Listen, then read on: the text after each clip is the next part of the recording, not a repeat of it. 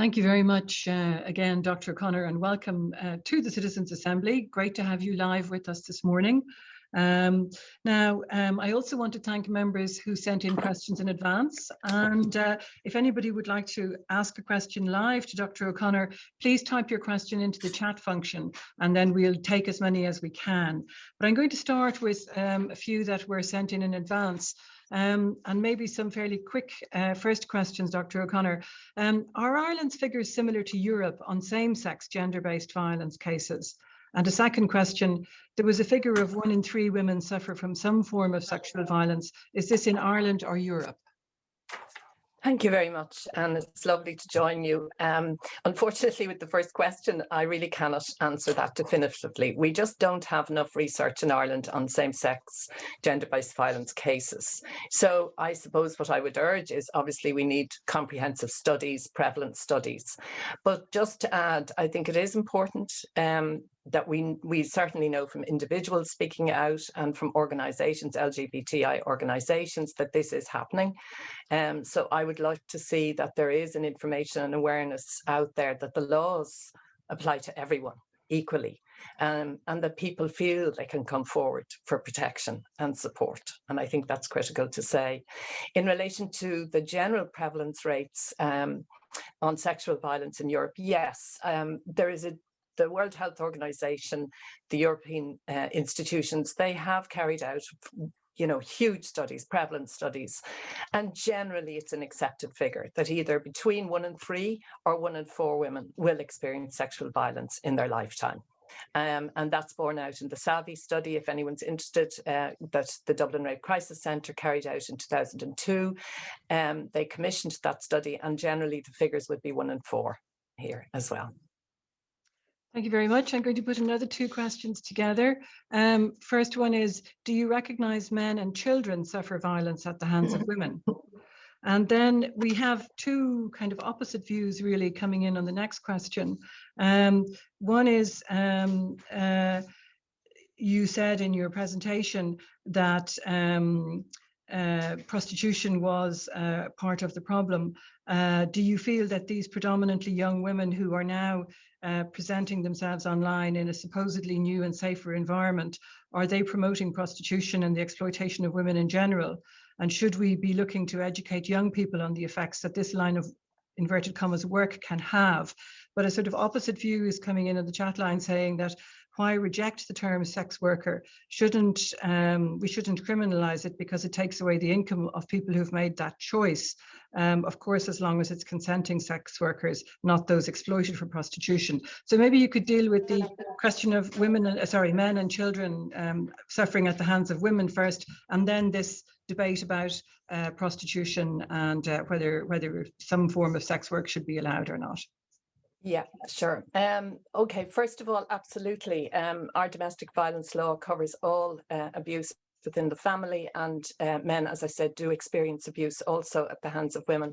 I think the point I was trying to make in relation to the gendered nature of male domestic violence on a global scale and in Ireland is that it results in injury and that it's systematic and multiple incidents of abuse and violence, coercive control, and that it involves sexual assault, and that the resulting impacts of those are different. So it is just to differentiate from those, but definitely not to undermine the need to respond to everyone who has experienced any form of abuse. Yes, the debate on prostitution is quite a topical one in relation to the terminology and the language. I've been researching prostitution for over 10 years now, 14 years actually. And what I would say is the vast majority of women exploited in the sex trade do not identify with the term sex work. And survivors of prostitution reject it as serving to obscure and obviate the harm that they have been subjected to. They strongly object that this could be considered dignified work and that it's a form of sexual exploitation. In relation to criminalisation, as I said, what Ireland has criminalised is the buying of the person for buying sexual access to another human being. But this was the first time, and this is very important, that those in the trade, sex trade, are not criminalised. And in fact, even during COVID, the Gardaí women were trapped in prostitution during COVID, and the Gardaí units, they texted, contacted every woman to try and offer support and help. I couldn't agree more that this is a financial necessity for some women, but the most important thing in that sense is to recognise that all research demonstrates that over 90% of women at any given time, when they're asked, say they want to get out of this. So in relation to, I think there was a question around online porn, like the online stuff as well. Yeah, I mean, I think the sex trade is quite successfully promoting the idea that this is harmless, that this can be work, and it is harmless to do it online. In fact, the research is not saying that at all. Online prostitution is very psychologically damaging for women. The other thing about online prostitution is that, in encouraging women to do this, what we're saying is these images are up there. They're incredibly difficult to take down. They have, years of being available on the net multiple times, multiple watching. And even, I've talked to survivors of prostitution, and one of the things they say is that they are so grateful that they were not filmed, because for women who are filmed, that is a lifetime of knowing it's out there for your family, for your children. So yeah, I would just think for all of us needing to reject that sense that this is a normal job in any sense. Thank you. Thanks very much. Now, again, I'm going to group a few questions together. The first one is, what supports are there for victims? Do they have to rely on the charity sector, or are there supports? And linked to that, are there recommended funding levels for emergency accommodation? Having recommended levels was helpful in the case of the work that we've been doing on childcare. And then another question, why has the state neglected to fulfill its obligations to provide sanctuary to victims of gender-based violence under the Istanbul Convention? So maybe you could take them together, please. Okay. Well, there's a lot there. Yes. I suppose, yeah.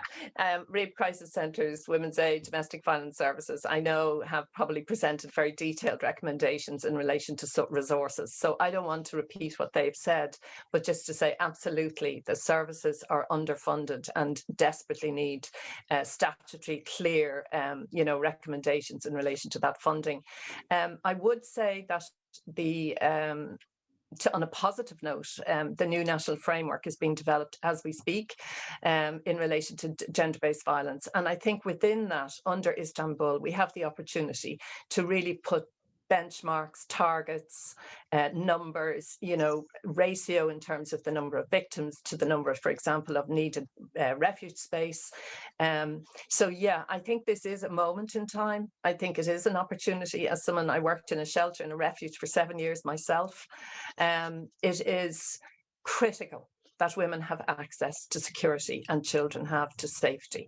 So yeah, but I do think we have an opportunity, and maybe in the recommendations, to ensure that the national framework has those targets and timeframes in terms of delivering what Istanbul wants us to deliver.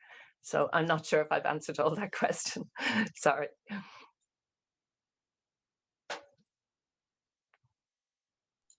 Thank you. I'm sure that we could go on for hours with questions to you. So we're just trying to get a general impression, and given your expertise, it would be very interesting to have longer with you. Another question coming in, without referring to particular cases, is there something that could be done to prevent lawyers focusing on the behaviour of victims? And then, do you consider circumcision to be an attack on bodily integrity of men, or male genital mutilation? So the first one, yeah, they're quite different. Yeah, different questions. The first one, absolutely. The O'Malley report. Tom O'Malley has done a report, and the Dublin Rape Crisis Centre and the Rape Crisis Network of Ireland are very involved in looking at pathways to justice.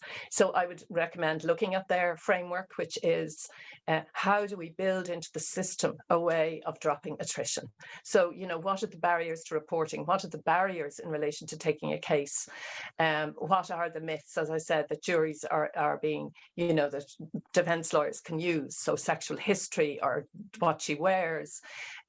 We need guidelines. We need to urgently deal with these issues, because the gap between the number of people experiencing sexual violence and the outcome of justice is so wide and huge. And so that journey, that pathway is being mapped currently. And as I said, I think it's a very hopeful time, because that can be included in the, certainly in the national framework. There is a lot of debate around first of all, female genital mutilation has been recognised as a serious violation of the girl child. That is universal. We now have legislation in Ireland about that, which is great. And in fact, there has been a case, if you noticed, by the Garda National Protection Services Bureau. They did take a case last year. So that is very clear. There's a debate around male circumcision in relation to cultural and religious practices. So I am not an expert on that area. I personally would feel that anything that is, in terms of gender, what we are questioning, whether something is cultural and whether it is harmful, and whether those two things can be put aside. In other words, we should not justify harmful practices if they are cultural or religious, but it is not an area of expertise that I can speak from. Mm-hmm. Thank you. Now we have a national action plan on gender-based violence. What are the plans for the next one? And is there any update on the SAVI study, which is nearly 20 years old now? Are there any good examples of single government authorities in other countries addressing the issue of gender-based violence? I think citizens would like maybe to be able to refer to them if there are any good examples. Okay, so first of all, the second national action plan, yes, this is being developed currently, as I said, and I suppose there will be an opportunity to look at other countries. Certainly Sweden have a very comprehensive action plan. Spain have one that's, highly regarded and recognized. Canada would be another one. And I do absolutely agree not to reinvent the wheel. If there are lessons to be learned, if there are plans of action that have had targets and timeframes that have been evaluated and demonstrated to be effective, completely, I think we should look at those. And I think we will in this coming year. So this is currently happening, which is very helpful. And I do think this minister and the Department of Justice are very positively looking at this area in terms of progress at the moment. The second question was SAVI, was it? Yeah. Yes. Yes, the SAVI report is a second SAVI report. You're right. It is old at this stage. It's a brilliant study. I would refer anyone to it, by Hannah McGee. It's one of the best in Europe, in fact, in relation to sexual violence. But yes, it's older. So their funding has been given, as far as I know. And again, Noeline Blackwell in the Rape Crisis Centre would be able to give you an update on where that's at the moment. Mm-hmm. I think that's... Have I missed a question? Sorry. No, well, no, they keep coming, so I'll keep going. Okay. Yeah. Next question. Some sentences are very lenient. Is there a need for applying minimum jail terms to act as a deterrent? And another question, is more attention given to female genital mutilation rather than mainstream sexual abuse, in your opinion? Okay. Again, I would refer to the Dublin Rape Crisis Centre and, around minimum sentencing. There is a lot of debate around the discretion in relation to the judge needing to remain, but within guidelines and parameters in relation to sentencing. In general, the biggest problem is not necessarily when a conviction and a sentencing happens. In general, the problem is even getting to that stage, getting to seek justice, getting to, to the Gardaí, to getting through the DPP's office, to getting the book of evidence, in actually ending up in court. When someone is convicted in court, there is a general agreement that in many cases, the sentence is appropriate, although in others it is not, and then generally it is appealed.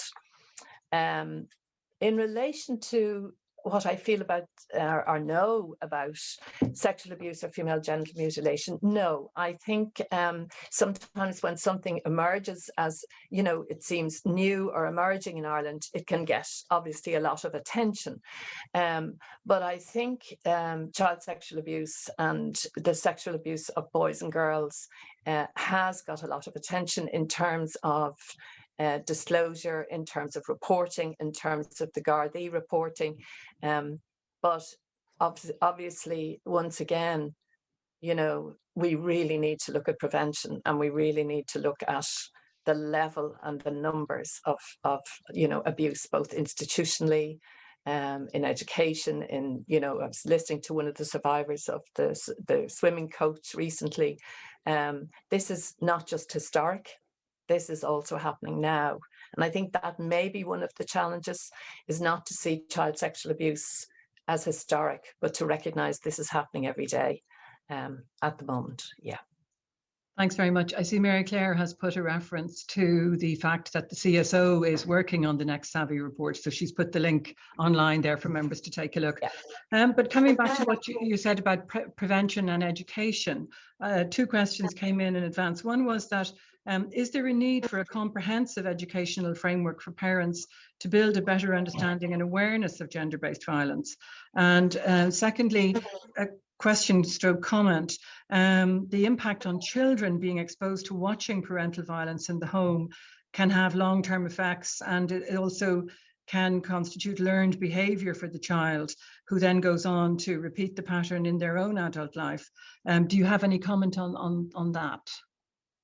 Yeah, I mean, I'm a real advocate for prevention and education, you know, probably as someone who's responded to the terrible crimes and outcomes rather than, you know, prevention. So I would be very, very strongly about parents, you know, being educated themselves. What I think is the best way to do that is from a positive point of view, not necessarily that parents are, you know, they need to be aware of gender-based violence in all the forms, but also to, as I said, you know, talk about what is mutual, respectful, dignified sexual relationships, what is, you know, the difference between sexual consent and non-consent, to do it in such a positive way, so that men and women and boys and girls can have an agreed framework to teach and to educate in relation to consent and in relation to, as I say, respectful relationship, as well as being aware, obviously, of all the forms that violence against women